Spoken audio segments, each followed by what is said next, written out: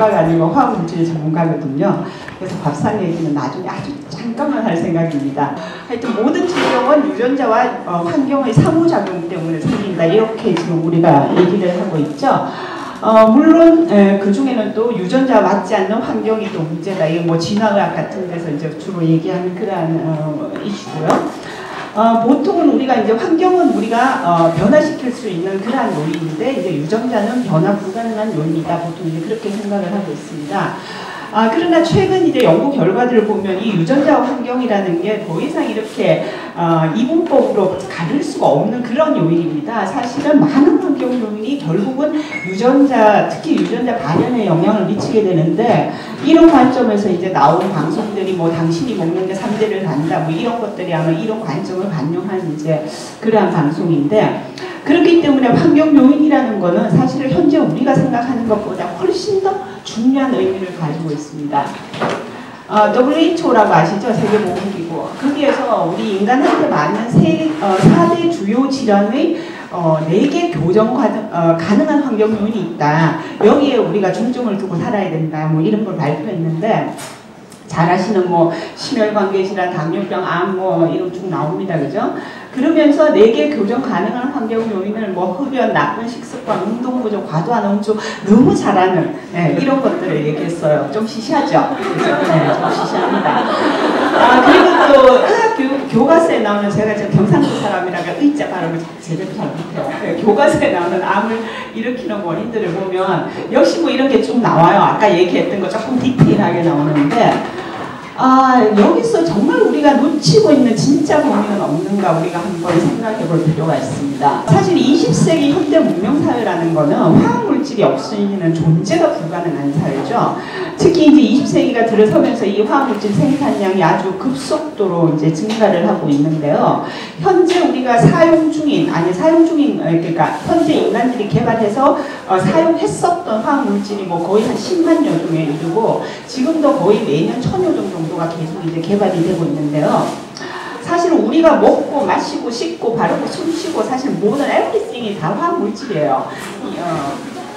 인정하시죠, 그죠? 네. 그런데 우리가 보통 어떻게 생각을 하는가 하면은 뭐 있다고 하더라도 그 흡연 기준 이내니까 우리한테 아무 문제 없을 거야, 안전할 거야, 이제 그렇게 믿고 살고 있는데요.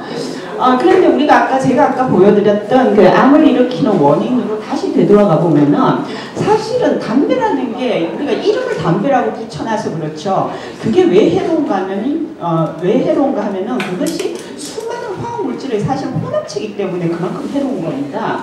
그래서 실은 이 원인들을 직접 간접적으로 다 파고 들어가면은 어쨌든 이 화학물질들하고 다 좀 연관성을 가지고 있는 그런 상황이죠. 자, 그러면 이러한 수많은 화학물질에 대한 이런 일상적인 노출이 과연 우리의 질병 발생에 어떠한 역할을 할 것인가 이제 그 얘기를 2부에서 할 건데요. 2부에서는 이제 그걸 좀 줄이기 위해서 그냥 화학물질에 대한 오해 4가지라는 제목으로 말씀드리겠습니다. 첫 번째 오해가 허용 기준 이하는 안전하다라는 건데요. 우리가 현재 독성학이라는 학문의 대전제가 뭐냐 하면은 dose makes the poison. 예, 우리가 용량이 독을 만든다는 건데요. 그러니까 용량이 아무리 우리가 안전하다고 생각하는 밥이나 물도 많이 먹으면 독인 거고, 우리가 아무리 해롭다고 생각하는 뭐 청산가리나 뭐 이런 것도 작게 먹으면 아무 문제가 없는 거고, 이런 도수가 모든 것을 독이냐 아니냐를 결정한다는 것이 현재 패러다임입니다. 그 안에서는 어떤 전제가 깔리는가 하면은 이 화학물질의 용량과 독성 간에는 서양적인 용량 단위 관계가 있다. 그러니까 무조건 노출량이 높으면 독성은 높아지고 노출량이 낮아지면 독성이 낮아진다. 이러한 이제 관점이 기본적으로 깔리고 있습니다. 그런데 이제 우리가 현재 알고 있는 그런 화학물질의 허용 기준이 어떻게 만들어지는가를 보면요. 이게 지금 X축이 용량이고 Y축이 독성이지 않습니까? 그런데 우리가 보통 인간들이 노출되는 노출 정도는 굉장히 낮아요, 사실은. 그런데 이 노출 정도에서는 우리가 연구자들이 실험을 하는 게 거의 불가능해요. 그렇기 때문에 주로 아주 높은 농도, 보통 인간들이 노출되는 농도보다 약 100배 정도 높은 농도에서 동물 실험을 하거든요. 그래서 동물 실험을 해서 선형적인 용량 반응 관계가 있다는 전제 하에서 고농도에서 실험했을 때 이 정도 반응을 보이니까 실제 인간들이 노출됐을 때 안전한 정도는 이 정도겠다. 이렇게 해서 만드는 게 우리가 현재 알고 있는 노출 허용 기준이라는 겁니다. 그런데 여기는 두 가지 핵심적인 문제가 있는데요. 첫 번째가 화학물질은 단 하나만 존재합니다. 경우를 가정해서 만드는 거고요. 두 번째는 선형적인 용량 반응 관계를 가정하는 건데요. 그리고 화학물질은 농도가 높을수록 해롭다. 이거는 절반의 진실일 뿐입니다. 실제로 우리가 여기 지금 노출량이 지금 X축에 나와 있는데요. 독성이 발생하는 노출의 영역은 당연하게 노출 농도가 높으면 높을수록 해롭습니다. 그렇지만 이것은 절반의 진실일 뿐이고요. 그 아래 농도에서 굉장히 다양한 형태의 비선형적인 용량 반응 관계가 존재해요. 심지어는 건강에 이롭게 작용할 수 있는 영역조차도 있습니다. 이것이 바로 우리가 환경을 통해서 노출되는 정도의 농도인데요. 여기서 이렇게 다양한 비선형적인 용량 반응 관계가 존재한다는 겁니다. 그 다음에 두 번째 오해입니다. 화학물질에 대한 노출은 가능한 한 피하면서 살아야 됩니다. 일상생활 속에서 화학물질에 대한 노출을 완벽하게 피할 수 있는 방법은 딱 한 가지밖에 없는데요. 제가 암을 100% 예방하는 방법하고 똑같다고 얘기해요. 뭐겠습니까? 그만 살고 죽어야 돼요. 피할 방법이 없어요. 암에 안 걸리는 방법은 걸리기 전에 죽는 거고요. 화학물질 노출을 완벽하게 피하는 방법은 그냥 들어가시면 됩니다.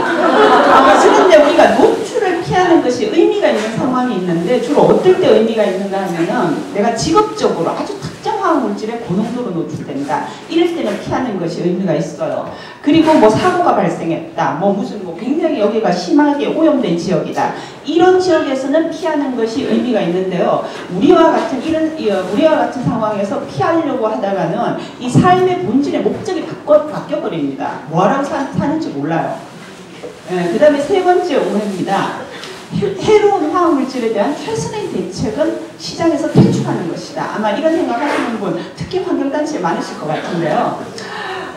제일 해롭다고 요즘 유명한 화학물질 중에 하나가 비스페놀 A죠. 많이 아실 건데 이게 대표적인 환경 호르몬이고 이거 해롭다고 이미 수년 전부터 여기저기서 많이 떠듭니다. 그죠?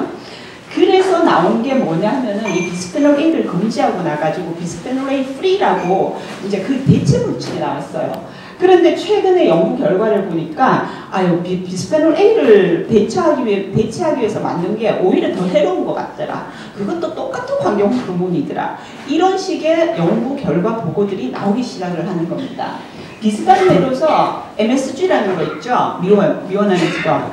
이 MSG 절대로 사용 안 하시는 분들 많죠, 그죠? 그런데 이 MSG를 절대로 사용하지 않는 가공식품들이 막 나오고 있습니다, 그죠? 자, 대신에 뭐가 들어갔을까요? 아마 대신에 뭐가 들어갔을 거예요. 제가 이런 어떤 사례들을 보면서 제 마음에 든 마음은 영어로 수준 있게 표현하면 jumping out of a frying pan and into the fire 이런 속담이 있죠, 그죠?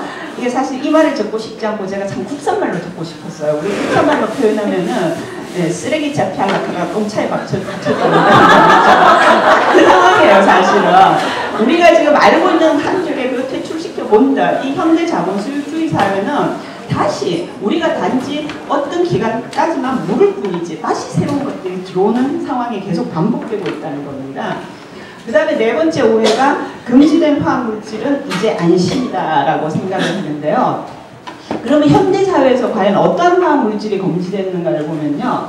대표적인 금지 화학물질이 바로 이제 제가 주로 연구하는 분야인 이 Persistent Organic Pollutant, PAPS라고 부르는 물질입니다. 이 한국말로는 자율성 오염 물질이라고 부르고요. 이 PAPS라는 물질은 한두 가지 물질을 얘기하는 게 아니고요. 어떤 공통적인 특성을 가진 수백 가지, 수천 가지 다양한 화학물질의 통칭입니다. 어떤 특성을 가지고 있냐 하면은 이게 한번 만들어가지고 환경에 내보내면은 환경 내에서 분해가 잘 안 돼요. 그러면서 아주 장기간 잔류를 하고요. 이 지용성이 굉장히 강력해요. 그래서 이게 생명체의 지방 조직이 축적이 되고요. 또 이게 먹이 사슬을 통해서 농축이 되고요. 예, 우리 인체 내에 들어가면 반감기가 수년에서 수십 년 정도에 이르는 그런 물질들입니다. 팝스의 전형적인 예가 지금은 거의 사용 중지가 된 유기염속의 농약 종류들이 있어요. 저희들이 어릴 때 DDT 같은 것들 막 머리에 이 잡는다고 뿌리고 했었거든요. PCB 같은 것도 있고 다이오 아주 모든 사람들이 아주 혐오하는 다이옥신 같은 것도 팝스 물질이고요. 그 외에도 사실 아까 말씀드린 그런 공통적인 특성을 가진 것들은 다 팝스 물질이라고 생각을 하시면 됩니다. 특히 요 유기염속의 농약하고 PCB가 아주 전설적인데요. 요 전설적인 팝스에 대한 인간 노출 연대기를 보면은 일화 물질은 대표적인 맨메이드 케미칼입니다. 이것이 우리 세상에 들어온 시작 시점은 보통 20세기 초반에 처음에 이제 상업적으로 도입이 되는데 2차 세계대전이 끝나면서 대규모 군수 물자를 만들던 공장들이 대규모 이제 석유화학 공장으로 변신을 하면서 이 팝스 물질이 이 지구상에 엄청난 양들이 쏟아져 나오게 됩니다.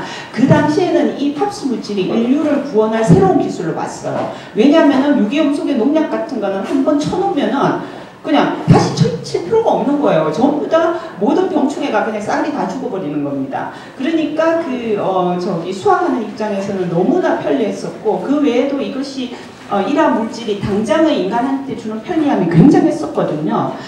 그런데 아시는 분은 아시겠지만 60년대 그 레이처 카슨이 쓴 사일런트 스프링이라는 책에서 다루는 물질이 팝스 물질인데 이 책이 나오면서 이게 아주 정치적으로 굉장한 파장을 일으키면서 결국은 7, 80년대 대부분의 팝스 물질이 금지가 됩니다. 그런데 이제 아직도 일부 개발도상국에서는 뭐 여러 루트로 아직도 이제 노출이 계속되고 있는데 그 루트 중에 하나가 농업에서 여전히 불법적으로 사용되는 부분이 있고요. 그리고 이게 말라리아를 옮기는 모기를 죽이는 살충제로서 이 DDT가 굉장히 효과적이에요. 그래서 이 모기 때문에 역시 사용을 허가를 해놨고요. 그 다음에 우리 전자제품 폐기물 처리하는 과정에서 역시 이 물질들이 나옵니다. 사실은 DDT 개발한 연구자는 노벨상도 줬어요. 왜냐하면 이게 인류를 구원할 신기술이라고 봤기 때문에 그 당시 DDT 주면서 막 좋아 죽는다 아닙니까 전부가. 왜냐하면은 이 DDT가 곤충한테만 특이적으로 해를 주지 그 외의 모든 생명체한테는 무관하다고 그 당시에는 그렇게 알려져 있었거든요. 그런데 문제가 이 팝스 물질이 20세기 지구의 먹이 사슬을 완벽하게 오염을 시켰습니다. 이 전설적인 팝스의 생산과 판매가 금지된 지 수십 년이 지난 현재에도 이러한 팝스 물질에 대한 노출은 여전히 계속되고 있는데 그 주된 외부 노출원이 바로 먹이 사슬의 최상승부에 있는 동물성 식품, 특히 지방 성분이 많은 그러한 동물성 식품이 되겠습니다. 이 팝스에 대한 노출은요, 태아 때부터 시작돼요. 이게 태반을 잘 통과하고요. 그리고 이게 모유에 또 묻들어 있어요. 제가 이 얘기를 했다고 완전히 사실 매장될 뻔했죠. 그리고 모유를 끊고 나서는 역시 우리가 동물성 식품을 통해서 이제 끊임없이 우리가 노출이 되고 있는데요. 그리고 이미 우리 지방 조직에 여러분들이 가지고 있는 지방 조직 안에 가득 들어 있습니다. 이게. 그러면서 이 지방 조직에서 축적된 팝스 물질이 이제 지속적으로 혈중으로 흘러나오고 있죠. 이 현재 패러다임 하에서 우리가 지방은 사실 만병의 근원으로 보는 경향이 있죠. 그렇지만은 이제 제가 연구자로서 이제 하는 말인데 사실은 비만 조직에 있는 이런 팝스와 같은 화학 물질이 저는 만병의 근원이라고 믿고 주로 그 연구를 하는 사람입니다. 자, 3부인데요. 이제 비선형적인 용량 반응 관계, 그 위험한 진실입니다. 우리가 비선형적인 용량 반응 관계가 나올 수 있는 기전, 이건 사실은 복잡하게 들어가면 무지하게 복잡한 얘기예요. 아주 간단하게만 설명드릴게요. 첫째가 내분비 장애입니다. 우리가 생명체의 존재라는 건 사실 굉장히 수많은 호르몬의 밸런스로 결국 우리가 이루어지고 있는 건데요. 이렇게 인체 내부의 호르몬의 네트워크에 영향을 줄 수 있는 외부 화학 물질은 전부 내분비 장애 물질, 일명 환경 호르몬이라고 우리가 부르는데요. 팝스는 원조 중에 원조 환경 호르몬입니다. 이런 내분비 장애 물질은 비선형적인 용량 반응 관계를 보이는데 왜냐하면 이게 인체 호르몬과 굉장히 유사한 방법으로 작용을 하기 때문이에요. 인체 호르몬들은 용량이 높으면 높을수록 우리 인체가 잘 반응하는 게 아니에요. 용량이 아주 낮은 범위에서는 용량이 높아지면 굉장히 그 반응성이 높아지다가 일정 부분이 올라가면 그 반응성이 점점 약해지고 이게 더 올라가면 오히려 다운 레귤레이션이 되는 그런 특성을 가지고 있거든요. 그런데 우리가 좀 생각해 봐야 봐야 될 게 이 실험실에서의 내분비 장애 물질과 현실에서의 내분비 장애 물질의 어떤 접근법이 달라야 된다는 건데요.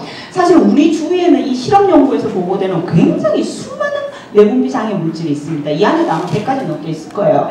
예를 들면 여성 호르몬과 비슷한 것도 있고, 여성 호르몬의 역할을 막는 것도 있고, 남성 호르몬과 비슷한 것도 있고, 그거 막는 것도 있고, 온갖 것들이 다 존재를 하는데요. 우리가 지금 현실에서는 이 개별 화학물질을 대상으로 하는 실험 연구와는 달리 우리 인간은 굉장히 다양한 화학물질의 복합체에 노출이 되면서 살고 있거든요. 그렇기 때문에 또 여기에 더해가지고 비선형적인 용량 반응 관계가 있다고 하면은 더하고 빼고 나누고 곱하고 시그마 알파 뭐 해가지고요. 어떻게 해서 이 내분비 장애 물질의 최종 결과가 우리 몸에서 나올지 사실 예측한다는 건 굉장히 힘들어요. 예, 그러면 이 현실적으로 이 내분비 장애 물질이 그리고 무해하다 이건 아니에요. 분명히 문제가 발생하는 게 있지만 내가 비스페놀 A 하나가 좀 높다고 해서 프살레이트 하나가 더 높다고 해서 뭐 내가 수온 농도가 하나 더 높다고 해서 내한테 더 문제를 발생시키는 게 아니라는 겁니다. 요걸로 인해서 문제가 발생하는 사람은 딱 요 시츄에이션이에요. 딱 제 소스가 걸린 사람들입니다. 그래서 제가 줄 수 있는 조언은 뭐냐 하면은 내가 무슨 혹은 우리 가족이 어떤 내분비 장애로 인해서 문제가 발생할 소지가 있다. 뭔가 불안하다. 이런 사람들은 환경 호르몬으로 작용하는 화학물질에 대한 노출을 피하기 위한 노력을 할 필요가 있어요. 예. 그렇지만 현재 특별한 문제가 없는 사람들이 있죠. 이런 사람들은 그대로 살던 대로 사는 게 됩니다. 자, 두 번째 기전이 이제 글루타사이온 감소하고 마무리.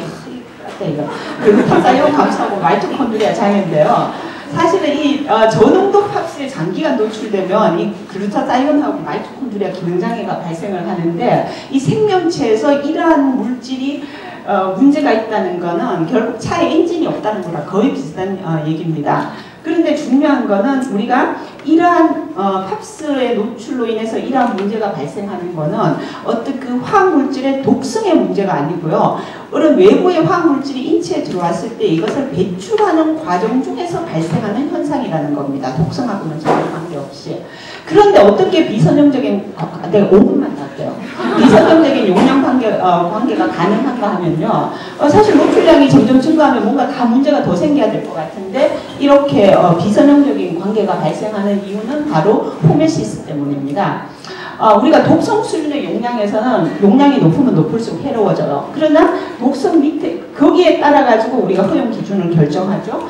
그런데 독성 밑에 이르지 못하는 그 수준의 용량에서는 소위 건강에 이롭게 작용하는 부분이 있다고 주장하는 연구자들이 있어요. 이게 바로 호메시스 연구자들인데 이 사람들은 독성을 나타내지 않는 그러한 범위에서는 오히려 건강에 도움이 되기 때문에 현재 허용 농도는 너무 낮고 허용 기준치를 좀 올려줘야지만이 우리가 인간한테 도움이 된다 이렇게 주장하는 사람이에요. 이거 실제로 존재하면 누가 제일 좋아할까요? 네, 화학물질을 회사들이 제일 좋아하겠죠, 그죠? 그래서 한때 이 호메시스는 아주 사기꾼 과학자에 대한 엉터리 과학의 대명사가 알려졌어요. 슈도 사이언스, 뭐 정크 사이언스, 온갖 말 다 하면서. 그러나 이 최근에 이 호메시스가 그렇지 않다, 이게 과학적인 증거가 있다, 이런 이제 결과들이 나오죠. 호메시스가 어떤 식으로 건강에 도움이 되는가 하면 한마디로 말하면은 예전에 그 인간의 몸 안에 100명의 명의가 살고 있다, 이런 방송한 적 있죠.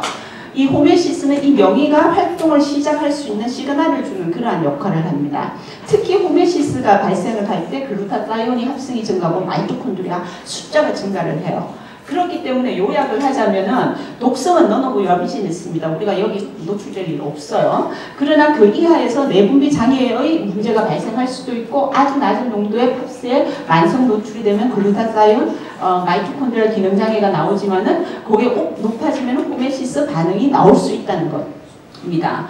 이게 진짜 인제 밥상 얘기 나오거든요. 네. 그렇기 때문에 사실은 제가 지금 방금 말씀드린 거는 현재 우리가 지금 존재하는 수많은 지식의 공간을 위협하는 아주 공식적으로는 받아들이기 굉장히 힘든 정말 위험하고 불편한 진실일 거라고 생각을 하고요. 사후에 딱 보면 이제 이 얘기 안 하고 끝낼까요? 그럴 수 없잖아요. 그럼 도대체 어쩌란 말이에요. 이게 오늘 핵심인데. 예, 우리가 보통 어떤 화학물질이 인체에 해롭다고 알려졌을 때 사용하는 전통적인 접근법이 정부에서는 뭐 금지하고 대체물질 개발하고 인간들은 개개인은 피하고 뭐 이런 거지 않습니까? 근데 이건 우리 현실에서 별로 의미 없는 일입니다.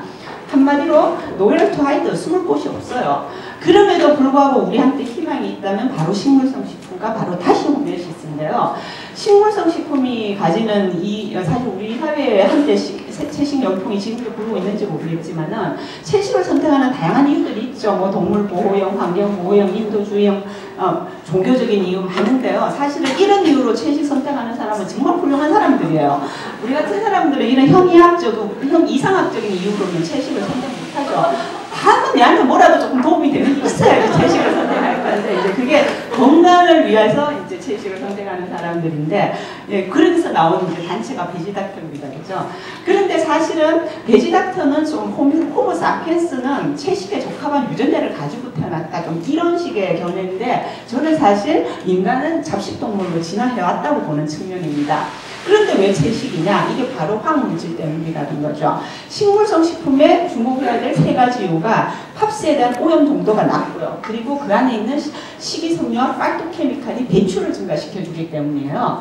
식물의 팝스 오염 정도는 월등하게 낮은데요. 그러나 이미 우리 몸에 들어와 있는 팝스는 어떻게 해야 되는 문제가 이제 있겠죠. 그게 바로 이제 식이섬유의 중요성인데, 우리가 대부분의 화학물질은 소변으로 배출이 되는데 이 팝스는 담즙으로 배출이 됩니다. 배변으로 배출된다는 거죠. 그런데 이것들이 다시 소장에서 재흡수가 돼요. 기전적으로. 이거를 잡아주는 것이 바로 식이섬유입니다. 그러면 어떤 식이섬유가 가장 효과적인가 하면 바로 현미입니다. 이게 바로 주식을 현미로 바꿔줘야 되는 이유고요. 예, 여기는 자세한 거는 생략하겠습니다만은 현미가 근데 보약이 되려면요 잘 씹어가지고 드셔야 돼요. 아까 뭐 그냥 후루룩 마시는 분들 계시던데. 그 다음에 알주놈, 푸초파남무, 초록색, 무지개색 채소 과일들에 들어가는 이 파이토케미칼들이 굉장히 배출에 중요하다는 건데요. 특히 껍질이 중요해요. 껍질 중요하다고 그러면 여기 농약도 많다던데 이렇게 걱정하시는 분들 있죠. 그럼에도 불구하고 먹어야 되는데, 그리고 야생에서 자라는 식물의 힘은 사실 경작식품하고 비할 바가 못 되고요. 이제 진짜 1분만 하면 끝납니다. 둘째 다시 호메오시스가 나오는 이유인데, 아니 호메오시스라면 다시 그럼 팝스 농도를 높이란 말이냐? 설마 그럴 일이 있겠습니까? 왜냐하면 이걸 현실에서는 사용할 수가 없어요. 왜냐하면 이게 자칫하면 독성 수준으로 넘어가게 되거든요. 그런데 왜 다시 호메오시스인가 하면은 최근에 이 호메오시스 개념이 확장돼가지고 특히 마이토콘드리아의 활성 수준을 일정 수준 높이면은 전부 다 이게 외부 작용 요인들이 유사한 호메오시스 반응을 일으키는 걸로 알려져 있습니다. 이 호메오시스 반응을 일으킬 수 있는 얘들 무지하게 많은데 잘 안 보이시죠? 제가 정리해 드릴게요. 나한테는 어떤 호메오시스 작동이 맞느냐 하면요, 내가 축지법을 쓰실 수 있다 이러면은 방사선으로 해도 되고요, 청산가리로 해도 되고, 아이오신으로 해도 되고, 농약으로 호메오시스 작동하시는데 아까처럼 팝시로 하셔도 되고, 근데 축지법은 안 되는데 공중부양이 된다. 이분들도 역시 이런 방법 쓰시면 되고, 공중부양은 안 되는데 장풍을 쓰실 수 있다. 역시 이렇게 하면 돼요. 근데 이 셋 다 못한다. 이런 사람들이 해야 되는 방법이 바로 이 방법입니다. 운동, 파이토케미칼, 소식, 간헐적 단식, 명상. 이게 결국은 호메오시스의 반응을 굉장히 유사하게 일으켜주는 그러한 우리의 어떤 생활 습관이라는 겁니다. 결론적으로 우리가 지금 할 수 있는 일이라는 것은 바로 배출의 증가와 호메오시스의 작동에 여러분들이 노력하신다는 거죠. 예, 감사합니다.